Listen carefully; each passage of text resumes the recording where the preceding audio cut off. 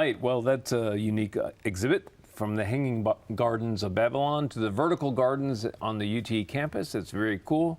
Thanks for sharing it with us. Right now, we're going to be talking about ecological design, and my guest is John Hart Asher from the Lady Bird Johnson Wildflower Center. And John, what the heck is an ecological designer? That's a good question, and it's one that's asked a lot. Our group is the Department of Ecological Research and Design, and we're formed, we're a really niche sort of group in that we bring ecology, so we have ecologists, biologists on staff, and landscape architects on staff, which my background is. I'm a Longhorn that was trained here at the UTSOA, and we bring those two worlds of thought together so that we get fully functional landscapes. So it's not just about beauty, but it's really about cleaning air, cleaning water, sequestering carbon, all of those benefits. And how the plants work together to do all of that. Absolutely. So it's a very cool piece of science that's kind of cutting edge right now, which Absolutely. I'm very excited about the work being done. And there, a lot of the sites that you're working on are urban sites, aren't they? Yeah, so when we started about 2000, a majority of our projects were more rural. There were ranch owners that wanted to know how to revert their land back to a prairie. Sure.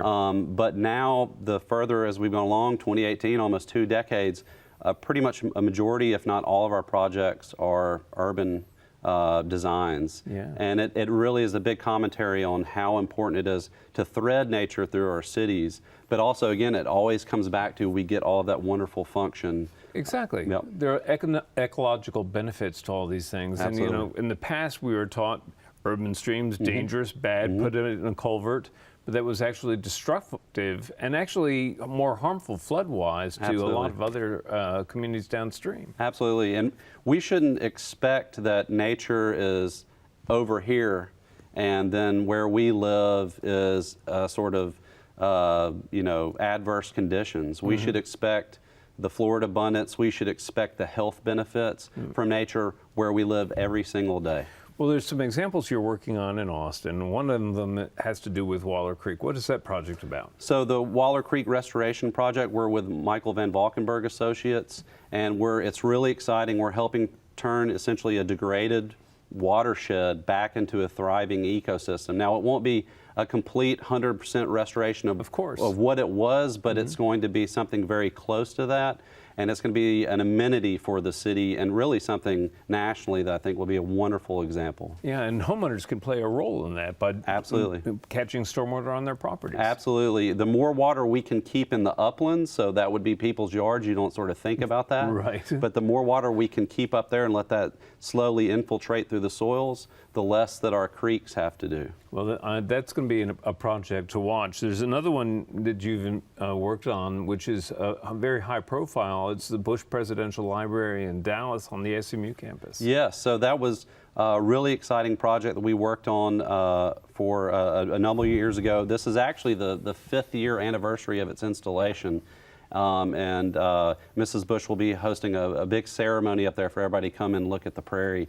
It's really, really exciting, and that the President Bush and Mrs. Bush really wanted to bring nature back into the middle of Dallas as well. So we designed about a 14 to 16 acre prairie right alongside SMU campus. And there's so many benefits to prairie gardens. I mean, you have referenced cleaning the water, slowing the filtration, reducing flooding. One thing I learned recently is that an acre of prairie sequesters as much carbon as an acre of Amazon rainforest. That blew me away. Yeah, the grasslands, they're some of the most endangered ecotypes in the world. And but a lot of people see them as nothing. They see them as sort of barren wastelands. Right. But grasslands are only behind peat bogs and permafrost in terms of carbon sequestration. So they're a wonderful tool for us. Yeah, well, amazing tool, really. And absolutely. Real quickly, there's another project you're working on which has to do with the hill country, and that's Blanco River restoration. Absolutely. After the 2015 Memorial Day flood, we heard a lot of residents in that area wanting to fix their landscape. And unfortunately, they had, with good intentions, they had contractors coming in with heavy equipment down into the river, and they're actually exacerbating some of the problems, and primarily erosion. And so we got together with Texas Parks and Wildlife, created a 137-page booklet called the Blanco River Design Guidelines.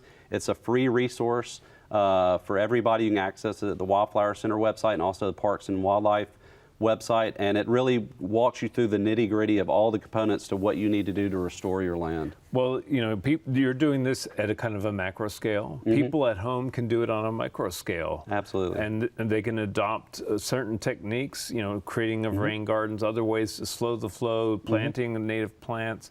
One of the things that we wanted to talk about today is the planting of native grasses, which are an essential piece of the design of our local ecology. Absolutely. They are the workhorse of the prairie. They put in these extensive fibrous root systems that can go down 20 feet or so. That's where we get our drought resistance. Yeah, right, even 30 feet. Absolutely, absolutely. So they're beautiful, and they're something that I think a lot of people are scared of, because how do you identify a grass? Sure, it's tough. It is tough. When I got into this sort of work, you know, grasses were the thing. You just got to sort of jump in, and over time you sort of build your knowledge base. So grasses are beautiful. They infloresce. They have flowers that people don't appreciate as much. They're stunning, actually. People have begun to adopt some of these plants very avidly. You know, absolutely, and there are varieties, for example. There are varieties being developed in many gardens, but